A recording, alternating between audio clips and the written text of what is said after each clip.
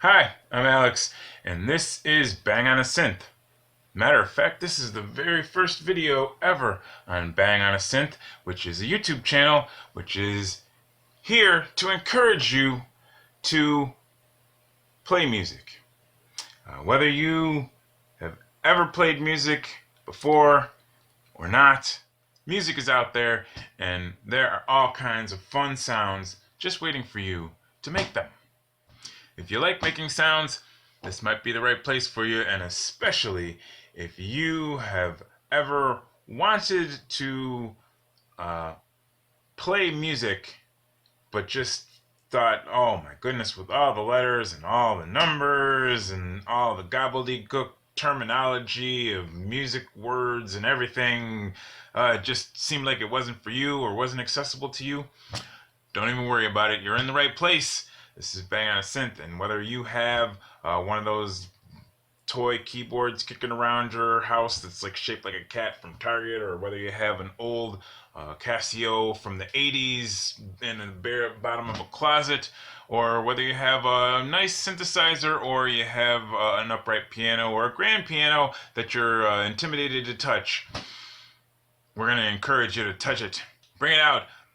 Bang out some sounds.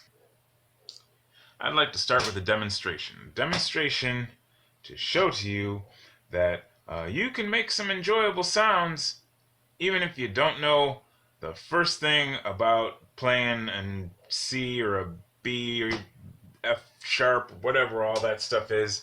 And that is by playing percussively. Percussively is just a fancy word that means play it like a drum.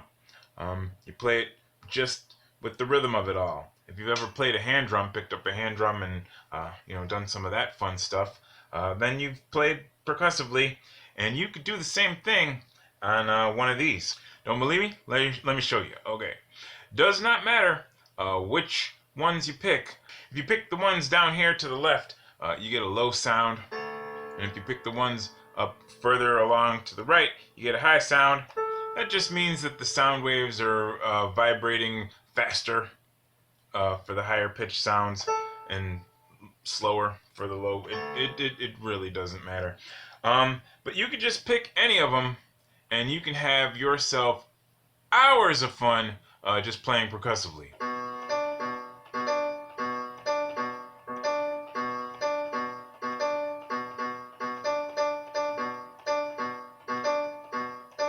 See, I don't have to stop.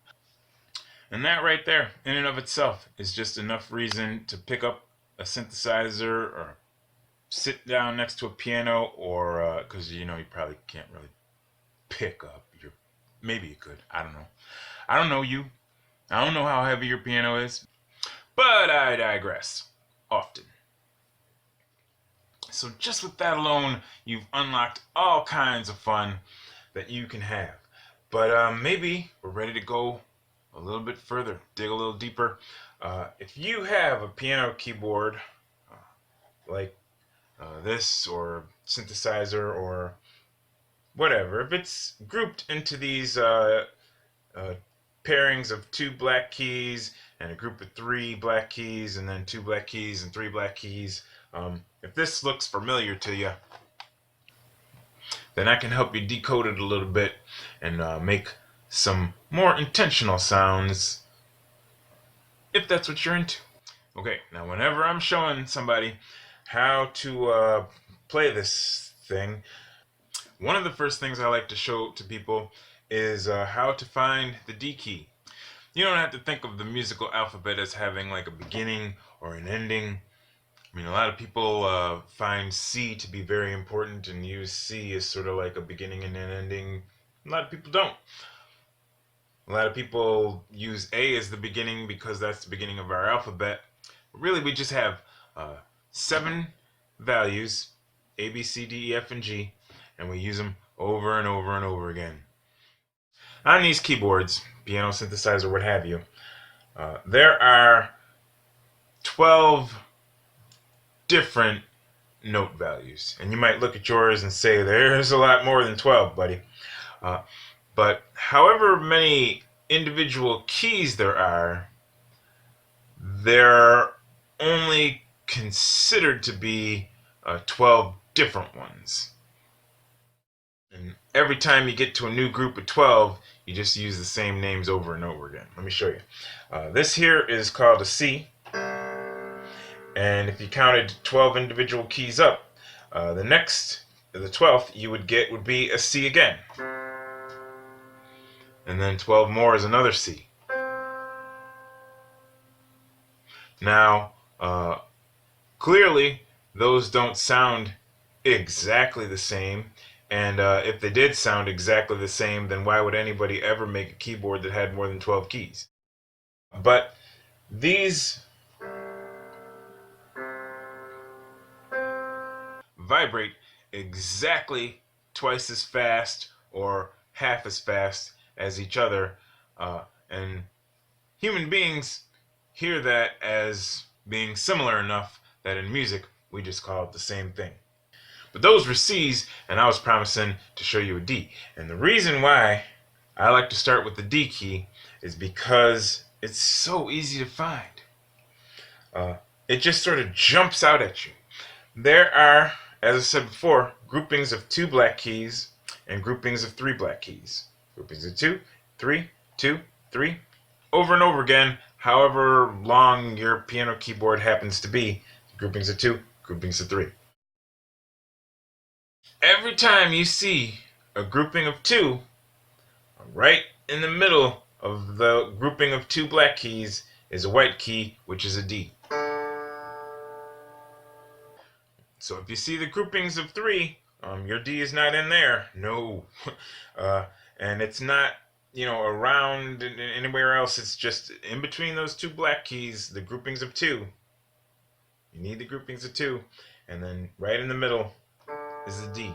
Once you know where your D is, you can find C, which is immediately to its left. And you can find E, which is immediately to its right. It's the white key immediately to its right.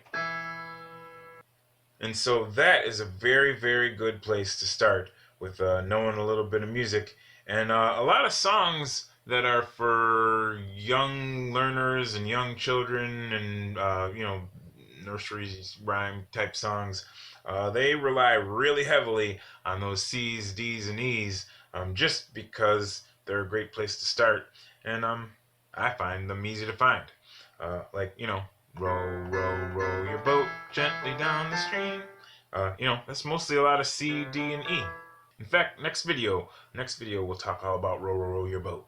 But for right now, just want to deconfuse what are all those different letters. If you have a keyboard handy that you can access, you can find those 2 black keys where there's 2 and only 2, not the groups of 3, but the groups of 2, and you can find your D, and you can find your C to the left of that, and you can find your E to the right of that. And if you want to get really ambitious, you could go over 2 more to the left here, and you could find your A, and you could go all the way up, A, B, C, D, E, F, G.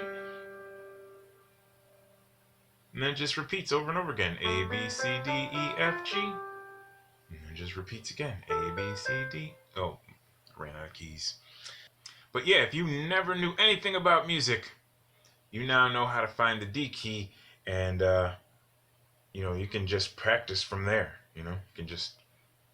You can go back to playing progressively and know what you're playing. You could find a low D and a high D.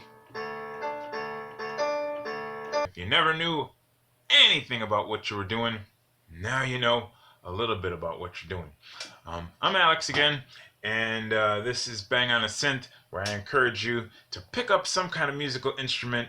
And YouTube is expansive.